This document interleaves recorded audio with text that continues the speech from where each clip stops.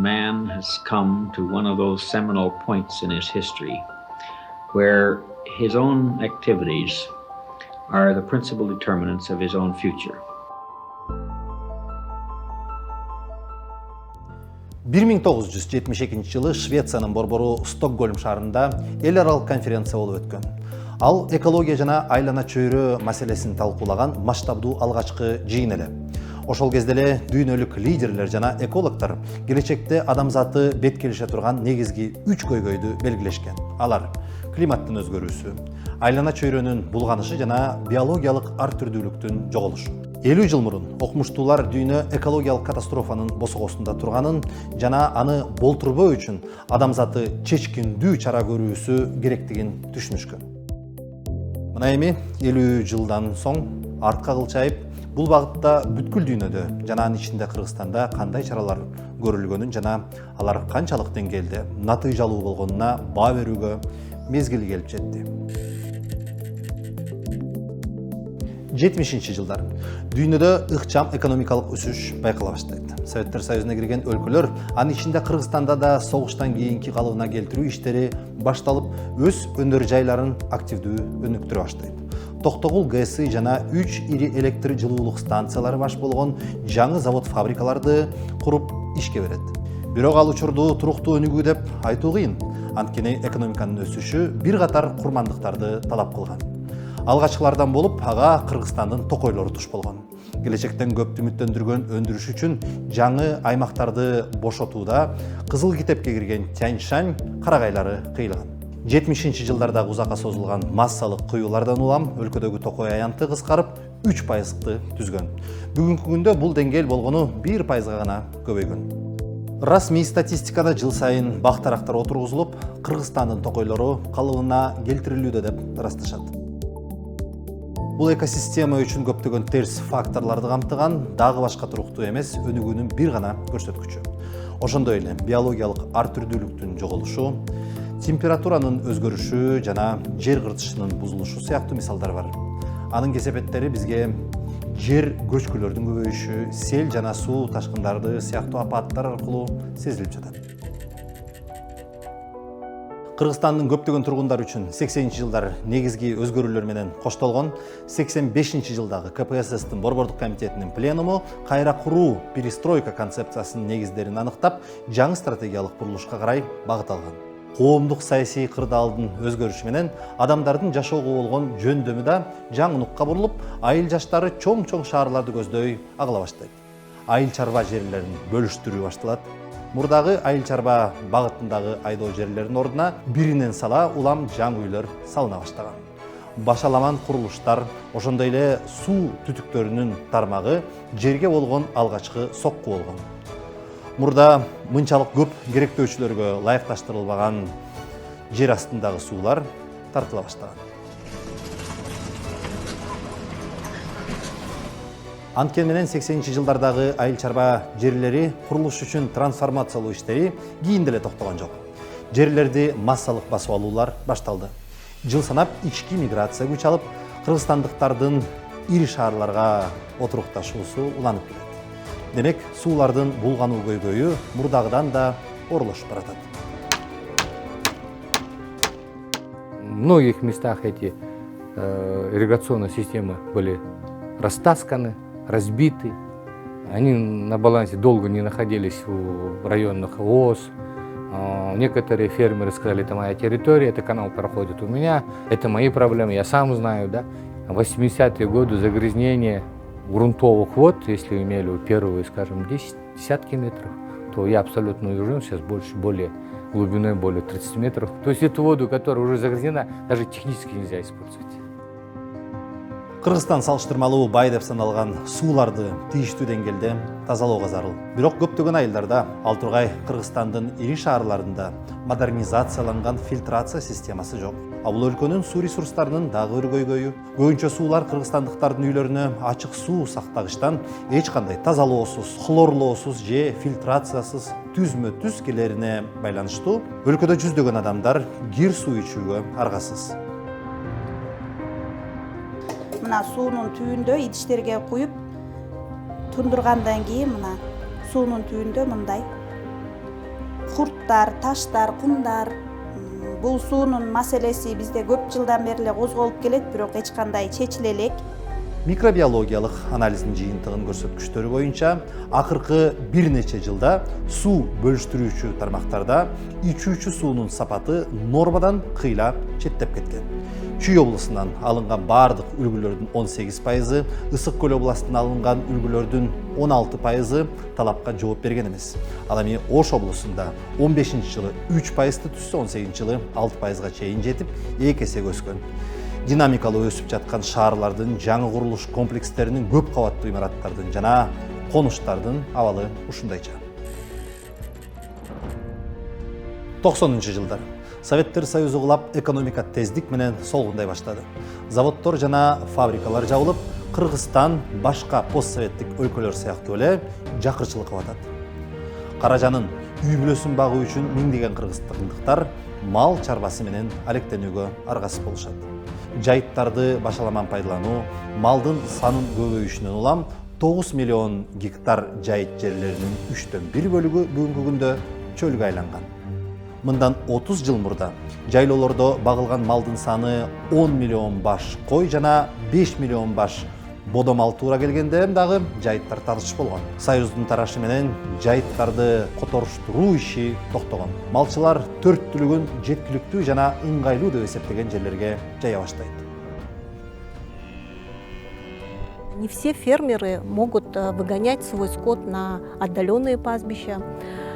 Кроме того, они не запасаются, скажем, объемом кормов и не могут долгое время содержать на стойловом содержании. И поэтому ранней весной, пока еще на пастбищах нет еще растительности, они выгоняют свой скот на пастбище. Необходимо своевременно использовать пастбище, но и также соблюдать именно ротацию. Это перемещение, передвижение животных на, скажем, различные участки. Да? Деградация пастбищ приводит вообще к разрыву всей развитию биосферы. И вообще экологическая проблема приводит к экономической проблеме. Улуттук статистикалык комитеттин маалыматы боюнча, учурда кой эчкинин саны 7 миллионго жакын. Чындыгында реалдуу сан мындан кыйла көп. 90-жылдардагы мал чарбачылыгын жапырт өнүктүрүү өлкөнү ачарчылыктан сактап, өлкө экономикасына зор салымын кошкону менен жер кыртышына терс таасирин тийгизген.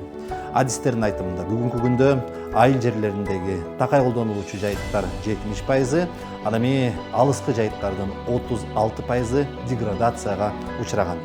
Акыркы ондогон жылдар ичинде жайытка жарамдуу жерлердин аянты 250 000 гектарга кыскарган. Эгерде азыр чукул чаралар көрүлбөсө, бир нече жылдан кийин өлкө таптакыр жайытсыз калуу коркунучуна барып да калат.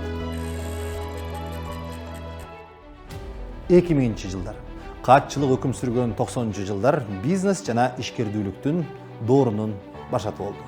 Супермаркеттер жана фастфуд түйүндөр ачылып, Кыргызстанда 10 жыл мурун тартыш болгон бардык чет элдик товарлар заман талабы боло баштады. Айнек бөтөлкөлөрдөгү сүттүн ордуна тетрапак таңгактар, автоматтардагы газдалган суулар желим бөтөлкөлөрдөгү суусундуктарга, полиэтиленге таңгакталган жарым фабрикаттар жана мурда колдонулуп жүргөн чүпөрөк баштыктар пластик пакеттерге алмаштылды. Адамдарга ыңгайлуулукту жаратуу менен цивилизация жаратылышка орду толгус зыян алып келди. Акыркы 10 жылдын ичинде дүйнөдө пластиктен жасалган буюмдар мурдагы 100 жылдыкка салыштырмалуу бир кыйла көбүрөөк чыгарылган. Бир жолу колдонулуучу баштыктардын чирип жок болуусу үчүн кеминде 200 жылдай убакыт талап кылынат. Алар канализациялык тутумдарды толтуруп, жер кыртышын булгайды. Жерге түшкөндө пластмасса майда бөлүкчөлөргө ажырап, өндүрүш учурунда аларга кошулган уулуу химикаттар айлана чөйрөгө тарай баштайт.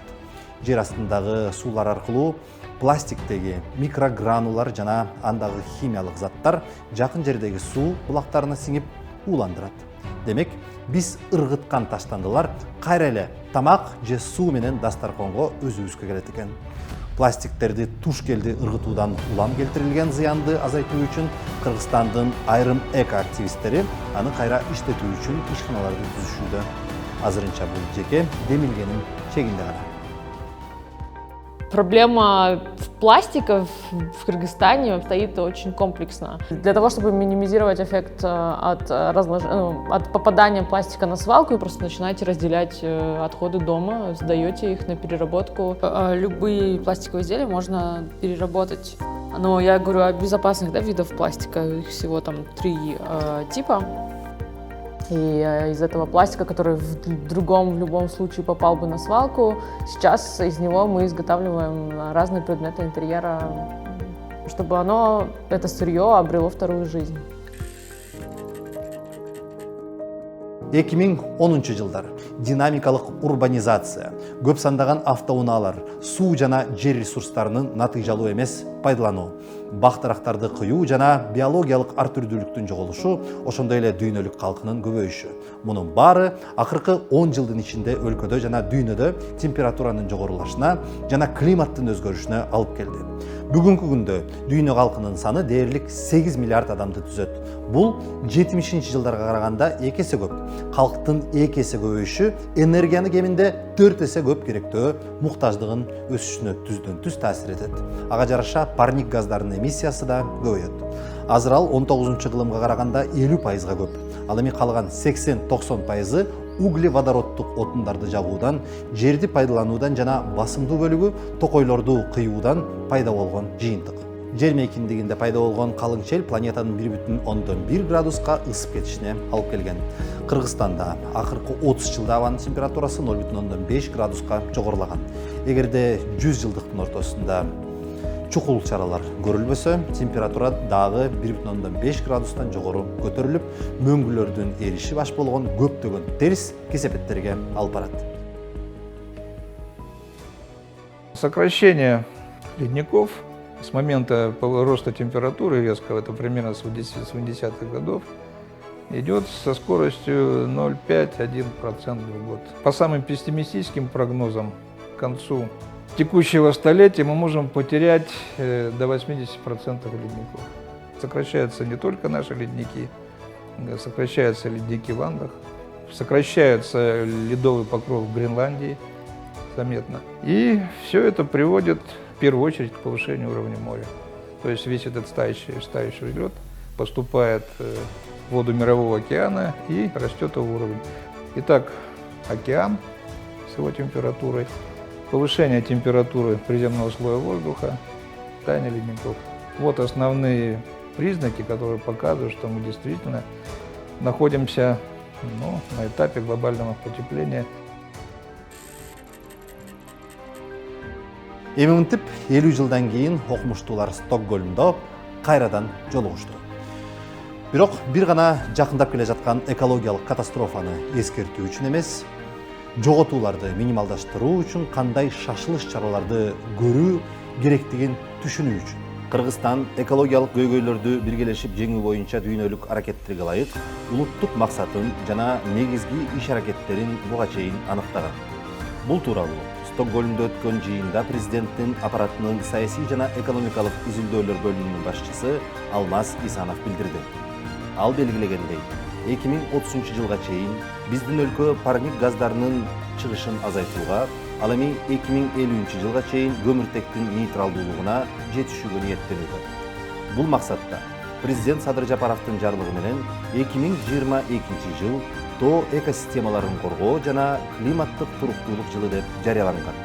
Ал эми биздин негизги милдетибиз бул максаттарды ишке ашыруу үчүн жөнөкөй, бирок ишенимдүү кадамдардан баштоо.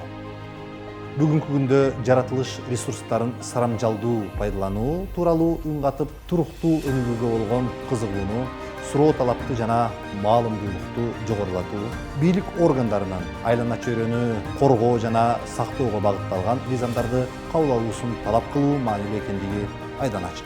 Кайра жаралуу энергия булактарын өтүү, ашыкча керектөөдөн баш тартуу, пластик буюмдарды кайра иштетип же биопластиктерди колдонуп, жашыл экономиканы жана табигый чарбаларды өркүндөтүү зарыл.